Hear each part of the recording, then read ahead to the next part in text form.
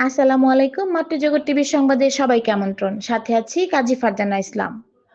কক্সবাজারকে আন্তর্জাতিক sports tourism hub গড়ার ঘোষণা ক্রীড়া প্রতিমন্ত্রীর। কক্সবাজার প্রতিনিধির তথ্য ও ভিডিও চিত্র দেখুন বিস্তারিত। পর্যটন নগরী কক্সবাজারকে আন্তর্জাতিক মানের স্পোর্টস ট্যুরিজম হাব হিসেবে গড়ে তোলার ঘোষণা দিয়েছেন যুব ও ক্রীড়া প্রতিমন্ত্রী আমিনুল হক।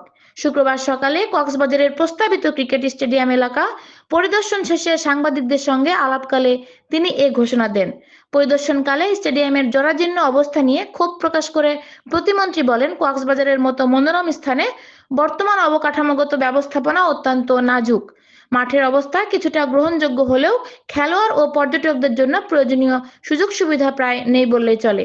তিনি জানান, অতীতে প্রকল্পের অগ্রগতি আশানুরূপ না হলেও বর্তমান সরকার নতুন উদ্যমে কাজ শুরু করতে চায়। তিনি বলেন, শুধু ক্রিকেট নয়, ফুটবল, ইনডোর গেম সহ সব ধরনের খেলাধুলার সুবিধা সম্পন্ন একটি পূর্ণাঙ্গ স্পোর্টস কমপ্লেক্স বা স্পোর্টস ভিলেজ নির্মাণের প্রকল্প নেওয়া হয়েছে। প্রকল্পের কারিগরি ও প্রশাসনিক জটিলতা দ্রুত নিরসনের আশ্বাস দিয়ে প্রতিমন্ত্রী জানান, ঢাকায় ফিরে মন্ত্রণালয়ের ঊর্ধ্বতন কর্মকর্তা এবং ক্রিকেট ও ফুটবল বোর্ডের নীতি নির্ধারকদের সঙ্গে জরুরি বৈঠক করবেন। ফ্লাড লাইট স্থাপন প্রসঙ্গে তিনি বলেন, বিমানবন্দরের নিকটবর্তী হওয়ায় সিভিল এভিয়েশনের কিছু বিধিনিষেধ রয়েছে। তবে দক্ষ স্থপতি ও সংশ্লিষ্ট কর্তৃপক্ষের সঙ্গে আলোচনা করে আন্তর্জাতিক মান বজায় রেখে আলোকসজ্জা নিশ্চিত করা হবে। বিশ্বের বিভিন্ন উন্নত দেশের স্টেডিয়ামের উদাহরণ তুলে ধরে প্রতিমন্ত্রী বলেন, গ্যালারির প্রচলিত কাঠামোর বাইরে ঘাসের উপর বসে বা শুয়ে খেলা দেখার যে সংস্কৃতি বিদেশে রয়েছে, কক্সবাজারের প্রাকৃতিক পরিবেশের সঙ্গে সামঞ্জস্য রেখে তেমন পরিকল্পনাও নেওয়া হচ্ছে।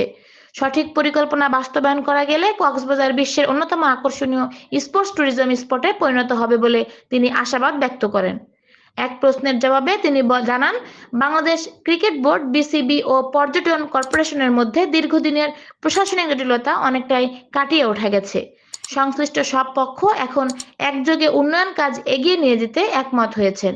নতুন এই উদ্যোগ সফল করতে তিনি সংবাদ মাধ্যম সহ সংশ্লিষ্ট সবার সহযোগিতা কামনা করেন।